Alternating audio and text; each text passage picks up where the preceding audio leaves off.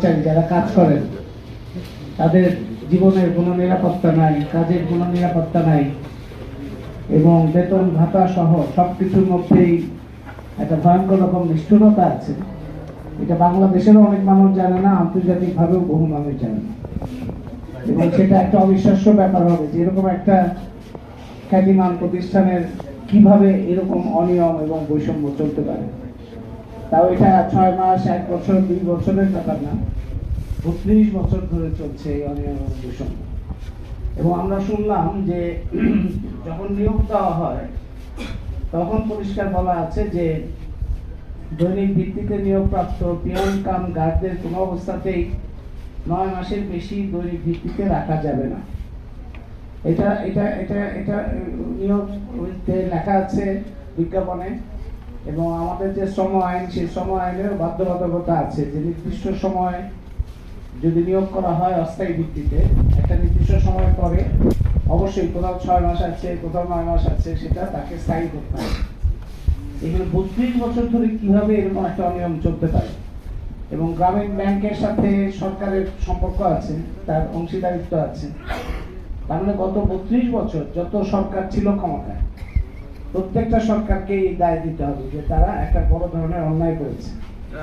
এবং এই গ্রামীণ ব্যাংকের নাম বাংলাদেশে শুধুমাত্র গ্রামীণ ব্যাংকের কর্মকর্তা কিংবা মোহাম্মদ ইউনূস না, বাংলাদেশের বিভিন্ন সরকার এই নামটাকে ব্যবহার করেছে। কিন্তু তারা এই ব্যাংক যাদের উপর দাঁড়িয়ে আছে, যাদের কাজের উপরে গ্রামীণ ব্যাংক পরিচালিত হচ্ছে, তাদের প্রতি অবিচার, অন্যায় এবং এই অত্যাচারটা করেছে। এই দায় দায়িত্ব এই 32 বছরের সকল সরকারকে নিতে হবে। এখন অন্তর্বর্তী সরকার এসছে ক্ষমতায়, এর মধ্যে একটা বড় ধরনের গণঅভ্যুত্থান হয়েছে। সেই গণঅভ্যুত্থানে বাংলাদেশের বিভিন্ন অংশের মানুষ অংশগ্রহণ করেছেন, গ্রামীণ ব্যাংকে যারা কাজ করেন তারাও অংশগ্রহণ করেছে। সেই অংশগ্রহণের মধ্যে দিয়ে যে পরিবর্তনটা হয়েছে, সেই পরিবর্তনের প্রধান আকাঙ্ক্ষা হচ্ছে একটা এমন একটা রাজনৈতিক অর্থনৈতিক ব্যবস্থা করা যেটা বৈষম্যহীন হবে, যেটা গণতান্ত্রিক হবে, যেটা অন্তর্ভুক্তিমূলক হবে। কিন্তু এখন পর্যন্ত গত 6 মাসে আমরা এই যে আকাঙ্ক্ষা কিংবা প্রত্যাশা, তার সাথে সঙ্গতিপূর্ণ যে সমস্ত পদক্ষেপ নেওয়া দরকার, সেটার ক্ষেত্রে একটা বড় ধরনের ঘাটতি দেখছি। এবং তার একটা বড় উদাহরণ হচ্ছে গ্রামীণ ব্যাংক। এখন আমরা বিভিন্ন সময়ে রাস্তাঘাটে বিভিন্ন সমাজের বিভিন্ন অংশের মানুষ আন্দোলন করছেন, দাবি দেওয়া নিয়ে নামছেন। তাতে সরকারের মধ্যে থেকে এরকম কথা হচ্ছে যে আমরা কিভাবে কি করব, এত দাবি নিয়ে সবাই আসছে, আমরা করবো। কিন্তু খেয়াল করলে দেখা যাবে মিডিয়াতে, পত্রপত্রিকাতেও ঠিক মতো খবরগুলো আসে না যে আসলে দাবিগুলো কি এবং কেন তারা রাস্তায় আসছে। কি শখের বসে রাস্তায় আসলো সবাই? তারা কি শখ করে রাস্তায় নেমে পুলিশের বাড়ি খাচ্ছে কিংবা হামলা হুমকির মধ্যে পড়ছে, না এর পেছনে অন্য কোনো কারণ আছে? দেখা যায় বেশিরভাগ ক্ষেত্রে, অধিকাংশ ক্ষেত্রে এই যে সমস্ত দাবিগুলো নিয়ে মানুষজন রাস্তায় আসছে সেগুলো খুবই ন্যায্য। এবং এগুলি রাস্তায় আসার কারণ হচ্ছে যে তারা রাস্তায় আসার আগে তারা আবেদন করেছেন, স্মারকলিপি দিয়েছেন, কথাবার্তা বলেছেন, দেনদরবার করেছেন, অনুরোধ করেছেন, বিভিন্নভাবে কাকুতি মিনতি করেছেন, কিন্তু কোনোটাতে কোনো কাজ হয়নি। আমাদের এই গত 32 বছরে আমরা যা দেখেছি সেটা কোনো পরিবর্তন হয় নাই। এই রকম একটা বৈশিষ্ট্য সরকারের, যে সরকার বলে যে প্রতিষ্ঠানটা আছে তাকে কোনোভাবেই নড়ানো যায় না, তাকে কথা শোনানো যায়, তার মানে কথা শোনা, বোঝা কিংবা তার একটা কেউ দাবি জানালে সেটা সম্পর্কে তার যে একটা প্রতিক্রিয়া হবে, এটা কোনো মনে হয় যে একটা অচল একটা পাথরের মতো প্রতিষ্ঠান। মানুষজন কথা বললে কেউ শোনার নাই, কেউ বোঝার নাই, কেউ দেখার নাই।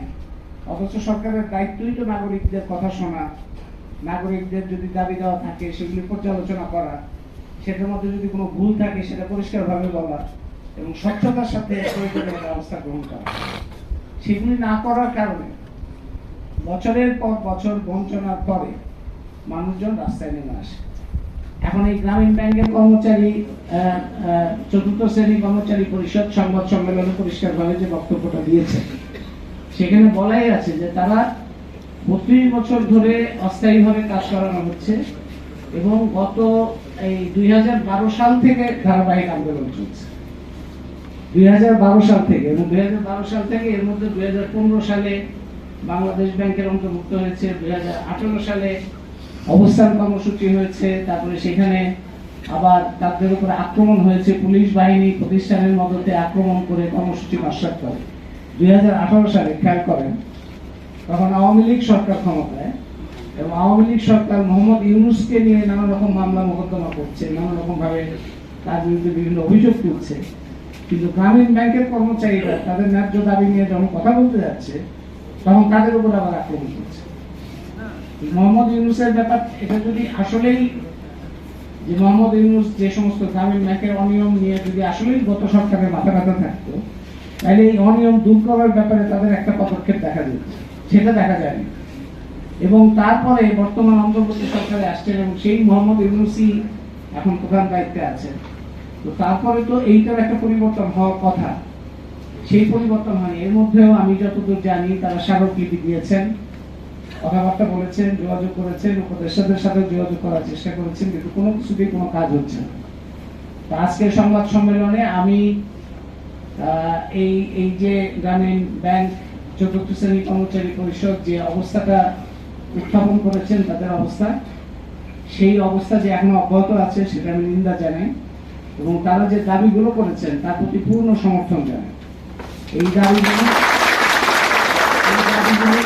দাবিগুলো অবিলম্বে মানার জন্য, অবিলম্বে এটা যাতে বাস্তবায়ন হয়, সেটার জন্য সরকারের দায়িত্ব হচ্ছে, বাংলাদেশ ব্যাংক এর সাথে যুক্ত আছে, অর্থ মন্ত্রণালয় যুক্ত আছে, প্রধান উপদেষ্টা নিজে এটার ব্যাপারে তার জানার কথা সমস্ত কিছু, তাদের সম্মিলিতভাবে অবিলম্বে উদ্যোগ নিয়ে